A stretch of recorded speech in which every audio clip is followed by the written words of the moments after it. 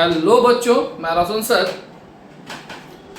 Class 12 में पढ़ने वाले कॉमर्स के जितने भी स्टूडेंट हैं, चाहे वो किसी भी बोर्ड में हो, सीबीएसई में हो, वेस्ट बंगाल में हो, आईएससी में हो, हर एक बोर्ड के लिए कॉमन टॉपिक है पार्टनरशिप से रिलेटेड गुडविल। तो चलिए आज हम लोग गुडविल वैल्यूएशन से रिलेटेड गुडविल वैल्यूएशन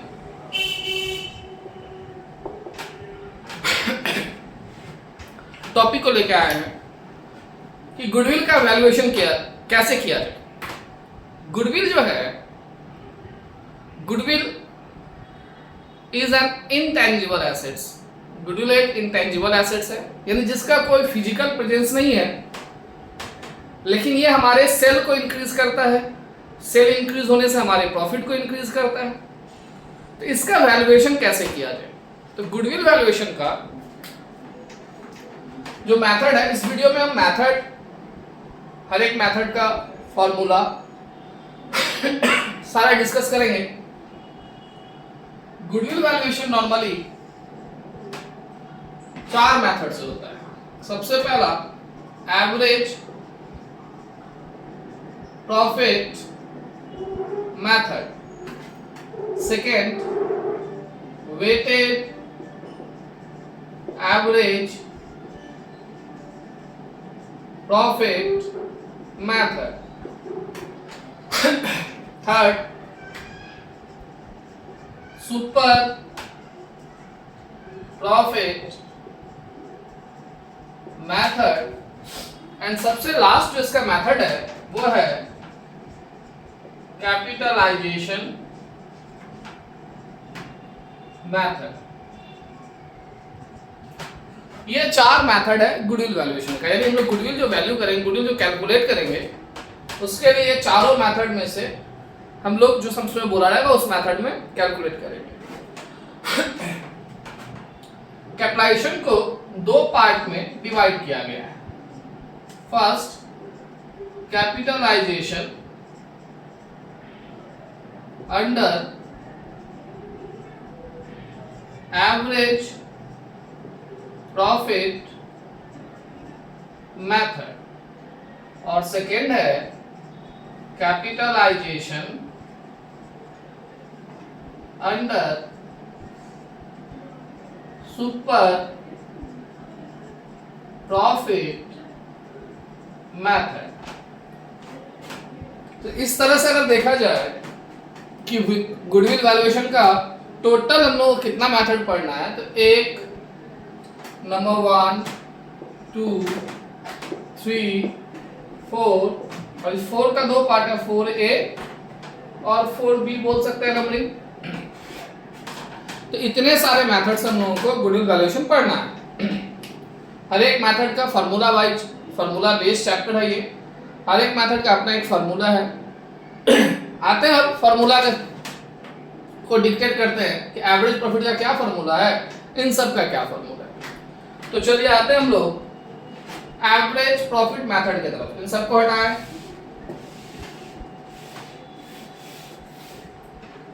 देखिए, सबसे पहला जो मेरा था वो था वैल्यूएशन ऑफ गुडविल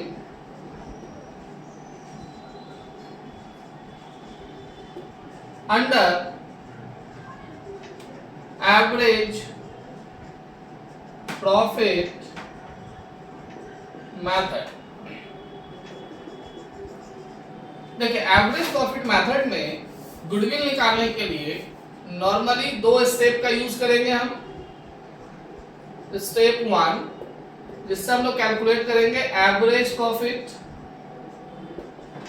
वही बचपन में जो सीखे हम लोग, एवरेज। एवरेज का मतलब यहां पे होगा टोटल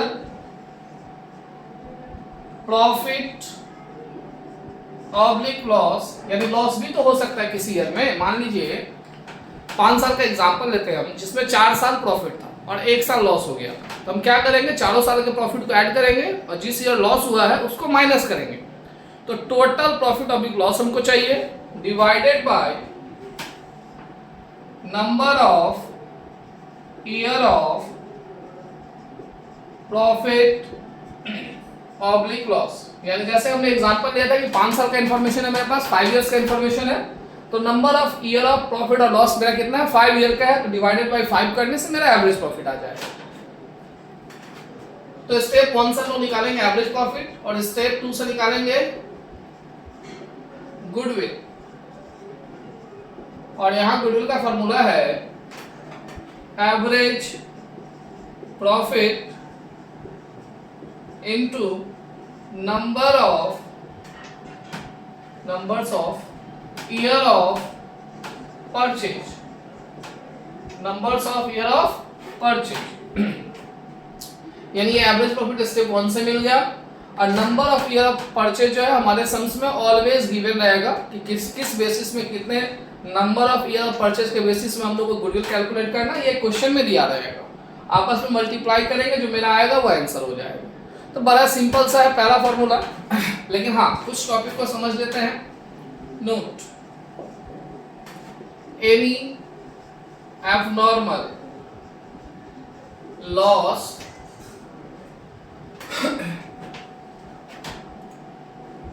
any abnormal loss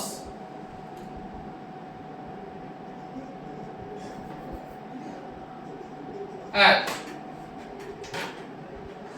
और ये नंबर 1 हुआ note number 2, any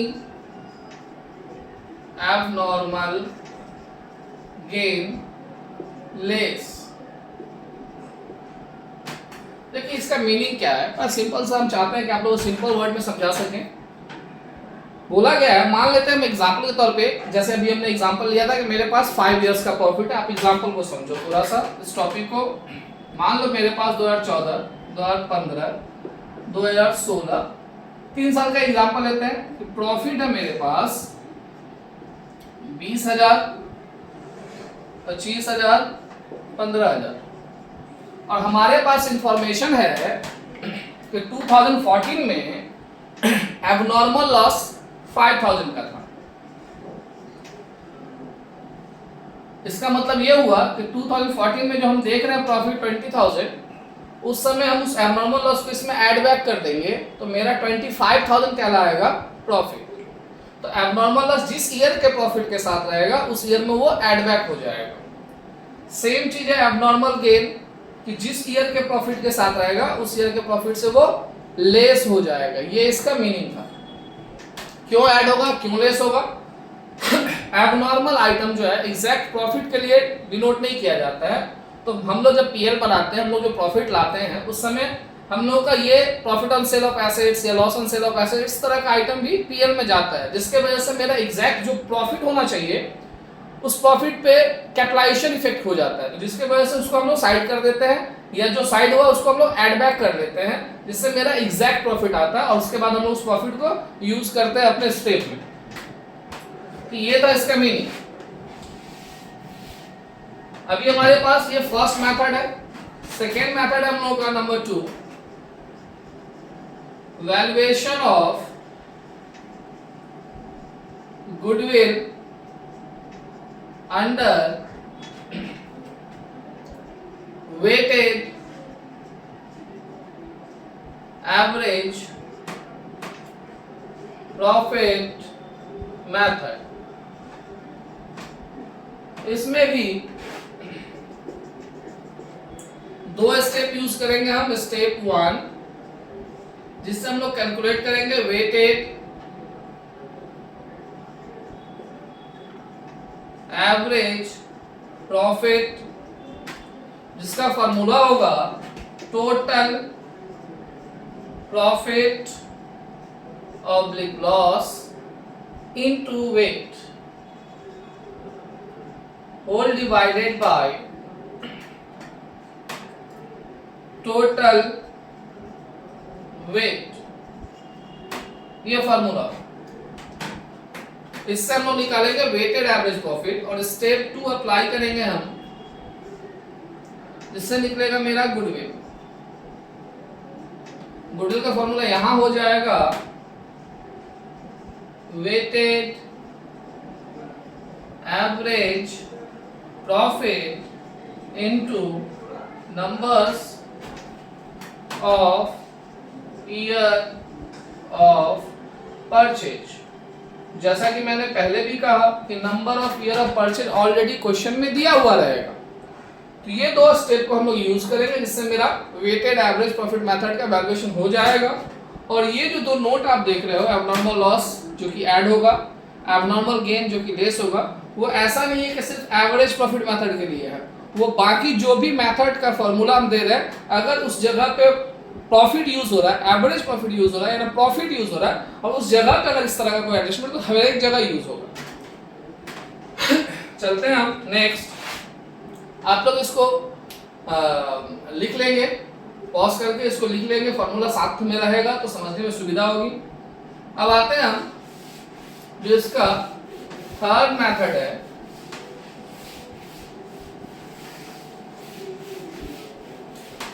third method है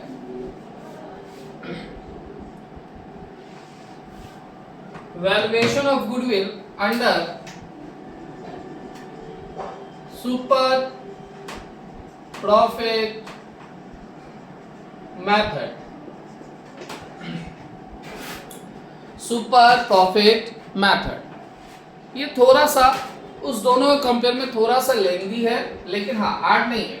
चलिए इसमें हम लोग स्टेप यूज करेंगे। स्टेप 1, सबसे पहले हमको चाहिए कैपिटल एम्प्लॉयड, ये हमको चाहिए। तो कैपिटल एम्प्लॉयड अगर क्वेश्चन में है तो अच्छी बात है, अगर नहीं है तो कैपिटल एम्प्लॉयड का फॉर्मूला होता है, फर्स्ट दो फॉर्मूला होता है, share capital plus reserve and surplus plus non current liabilities minus fictitious assets, ये फर्स्ट फॉर्मूला होता है।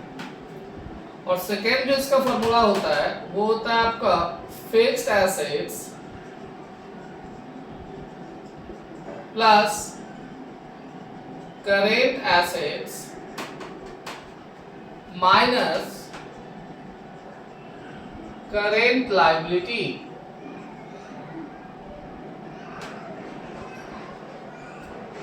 करेंट लायबिलिटीज, ये दो फॉर्मूला होता है कैपिटल एम्प्लॉयड कैलकुलेट करने। समझते हैं इसको। शेयर कैपिटल दो तरह का होता है, इक्विटी और प्रेफरेंस। अगर हमारे पास दोनों ही रहेगा तो हम दोनों ही लेंगे यहाँ पे share capital. Reserve and surplus का मतलब होता है कि कोई भी रिजर्व, जैसे कैपिटल रिजर्व, जैसे जनरल रिजर्व, जैसे इन्वेस्टमेंट फ्लक्चुएशन रिजर्व, या अगर कोई भी रिजर्व जो लायबिलिटी साइड को liability side reserve and surplus head में आता है। और सरप्लस का मतलब होता है पीएल बैलेंस। पीएल बैलेंस दो तरह से होते हैं, पीएल बैलेंस डेबिट भी होते हैं, पीएल बैलेंस क्रेडिट भी होते हैं। पीएल बैलेंस अगर क्रेडिट बैलेंस है तो वो सरप्लस कहलाता है, और पीएल बैलेंस अगर डेबिट बैलेंस है तो वो फिक्टिशियस एसेट्स के कैटेगरी में आता है। तो यहाँ जो सरप्लस होगा वो पीएल क्रेडिट बैलेंस। अगर क्वेश्चन में पीएल बैलेंस दिया हुआ रहे और डेबिट क्रेडिट कुछ भी मेंशन ना रहे तो हमेशा यही माना जाता है कि वो सरप्लस है, यानी कि लायबिलिटीज आइटम है। नॉन करेंट लायबिलिटी का मतलब होता है कि फिक्स्ड इंटरेस्ट बियरिंग फंड, जिसको हम बोल सकते हैं फिक्स्ड इंटरेस्ट बियरिंग फंड, जिसमें डिवेंचर हो सकता है, लॉन्ग टर्म लोन हो सकता है, पब्लिक डिपॉजिट हो सकता है। तो इस तरह का कोई अगर है तो वो नॉन करेंट लायबिलिटी में आता है। अब फिक्स इंटरेस्ट बियरिंग फंड भी इसको बोल सकते हैं। हाँ, एक प्रेफरेंस है जो शेयर कैटेगरी में चला जाता है क्योंकि वो भी फिक्स डिविडेंड में आता है। तो उसको छोड़ के जो भी है डिवेंचर, लॉन्ग टर्म लोन, ये सब जो है वो non current liability.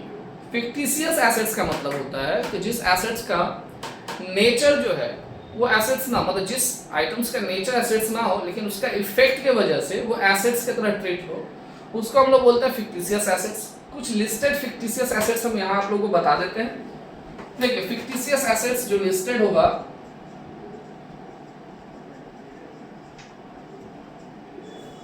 Number 1 preliminary expense, number 2 miscellaneous expenditure, number 3 advertisement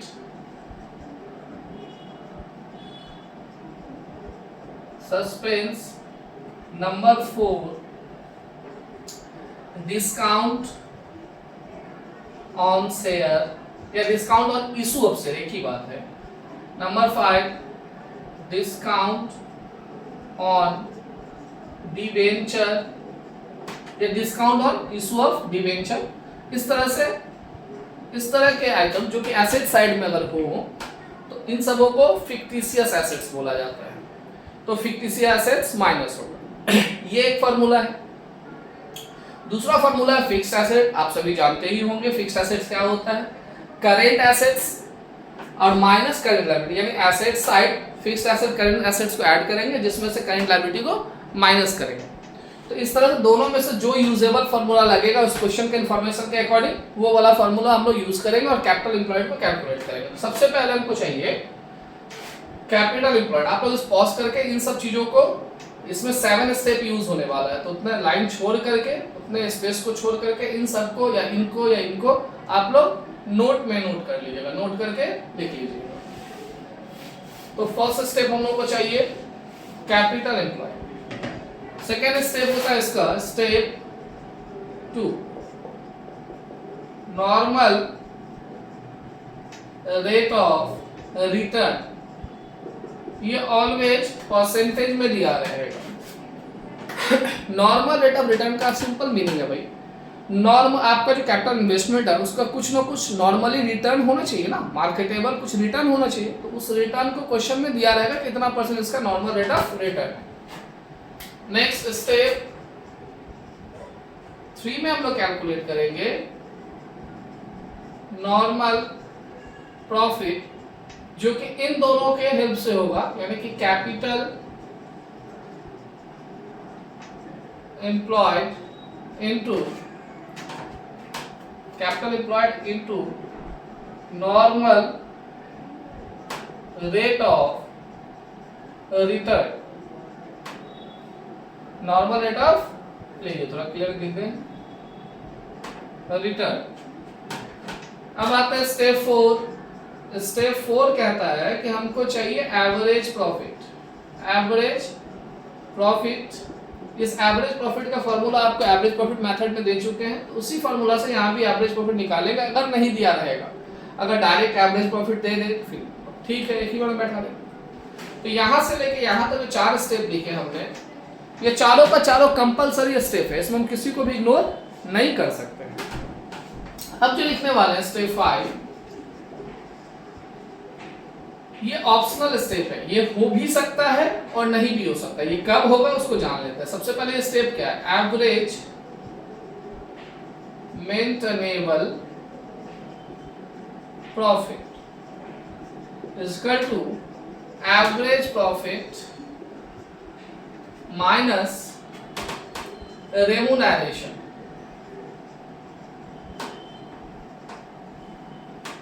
remuneration normally salary को ही बोलते हैं।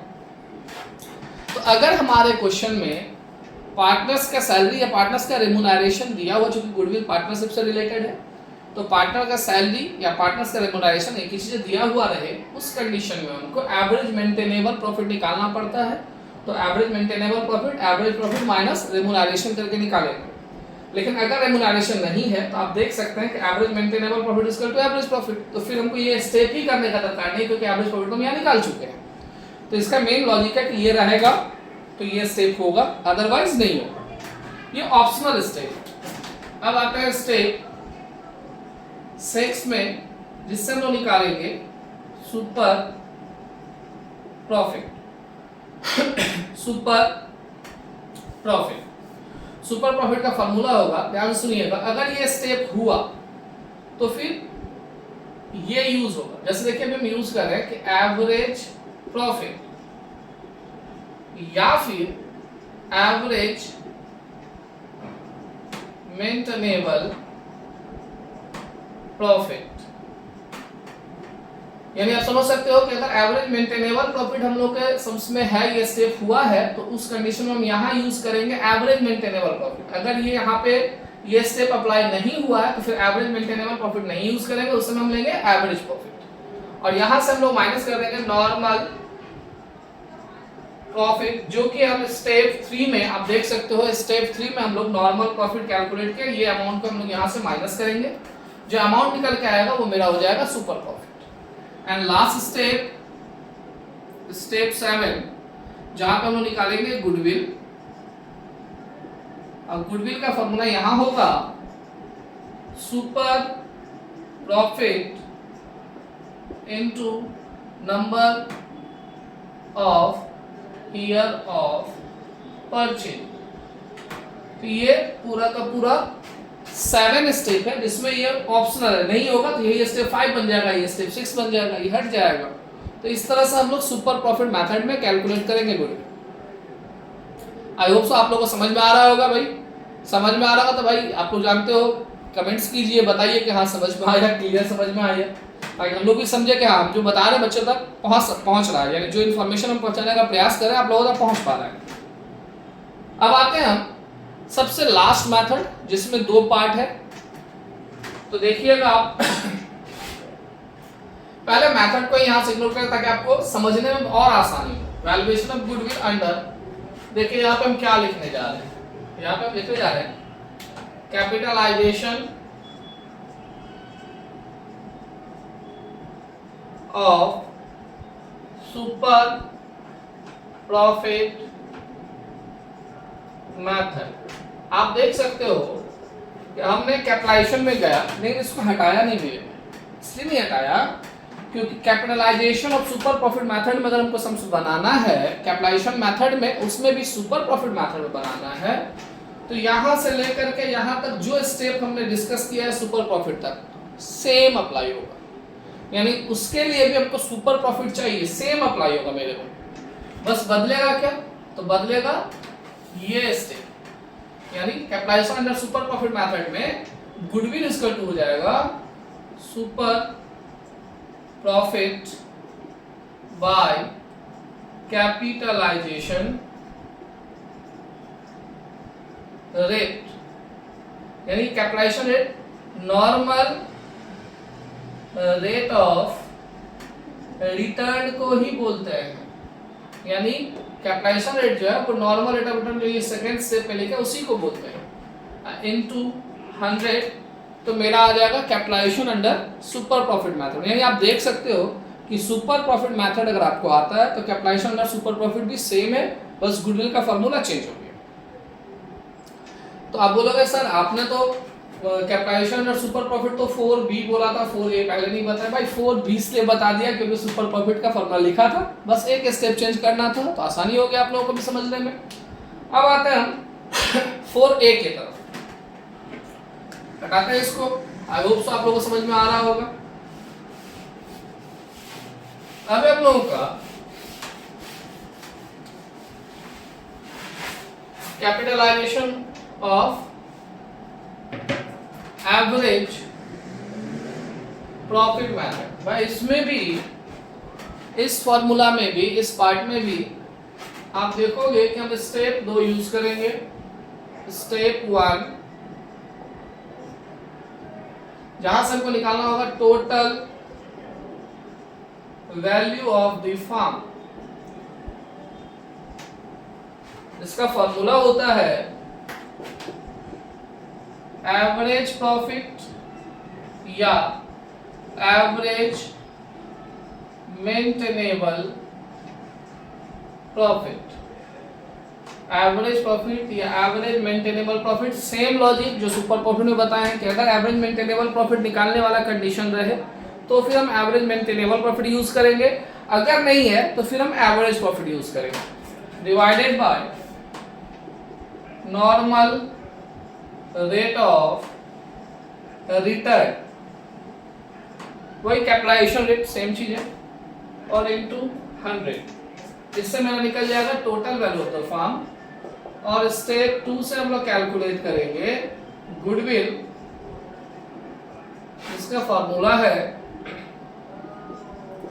Total value of the firm minus net assets, minus net assets, confuse ना हो, नेट एसेट्स कैपिटल एम्प्लॉयड को ही बोलते हैं। तो ये दो फॉर्मूला यूज करके हम लोग capitalisation of average profit method में भी कैलकुलेट कर लेंगे। और हाँ, बता दें कि दो स्टेप यूज इसलिए किए क्योंकि एवरेज प्रॉफिट अगर नहीं दिया रहेगा तो एवरेज प्रॉफिट हम लोग निकालेंगे, फिर ये दोनों स्टेप अप्लाई करेंगे। एवरेज प्रॉफिट का फॉर्मूला हमने आपको पहले ही दे दिया है। तो इस तरह से आप देख सकते हो कि क्लास 12 में पढ़ने वाले बच्चों का जो गुडविल वैल्यूएशन चैप्टर है उसमें यही फॉर्मूला से पूरा का पूरा चैप्टर को डील किया जाएगा। चलिए नेक्स्ट वीडियो से हम आएंगे आप लोगों के लिए गुडविल से रिलेटेड क्वेश्चन को लेकर के। लाइक कीजिए, सबसे पहले सब्सक्राइब कीजिए। सब्सक्रिप्शन हम लोगों के हौसले को बढ़ाता है, हम लोग और मन होता है कि हम और भी वीडियो बनाएं क्योंकि बच्चे इंटरेस्टेड हो रहे हैं। चलिए थैंक यू, फिर मिलते हैं नेक्स्ट वीडियो में गुडविल के सम्स के साथ।